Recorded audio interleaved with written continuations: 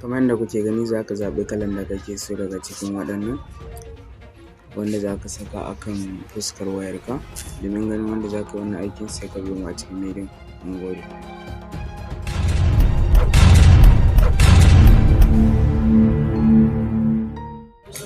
Assalamu alaikum wa rahmatullahi ta'ala wa barakatuhu. Barkanmu da sake saduwa da ku a yau a wannan sabon bidiyon.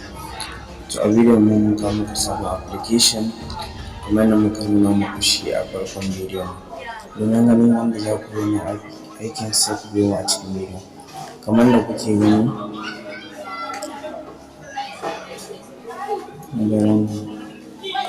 gani wannan ita ce fuskar application ɗin wanda kuke ganin sa.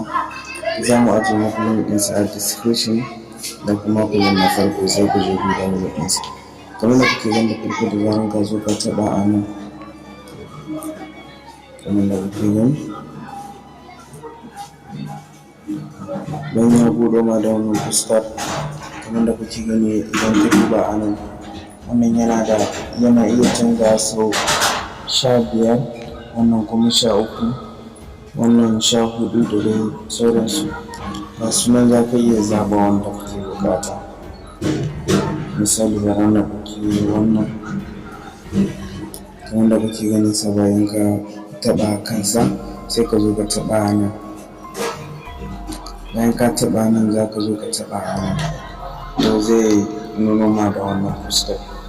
Za ka zaɓa idan wayarka tana a security ma zai iya nuna, idan kuma ba ka so za ka iya.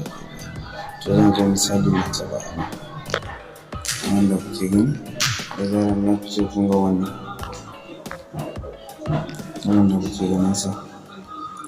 Idan ka zo ka sa misali ka zo ka sa ɗan yatsanka guda 3 ka taɓa a kai, za ka ga ya canza. Idan kuma ka juya haka za ka ga yana juyawa. Idan ma ka yi haka za ka ga yana juyawa, yana ban sha'awa. Kamar da kuke gani idan ka yi sa yatsa guda 2 kawai zai canza launi ne, ba zai canza kala ba. Kamar da kuke gani idan na canza da yatsa 2 kaga zai canza, idan kuma na sa yatsa 1 kuma zai canza launi ne. To wannan application yana da matuƙar amfani. Za mu ajiye muku link ɗinsa a description da kuma comment na farko sai ku je ku yi download ɗinsa. Kar ku manta ku danna mana alamar subscribe da alamar ƙararrawa domin samun sabbin shirye-shiryenmu da zarar mun ɗora. Mun gode.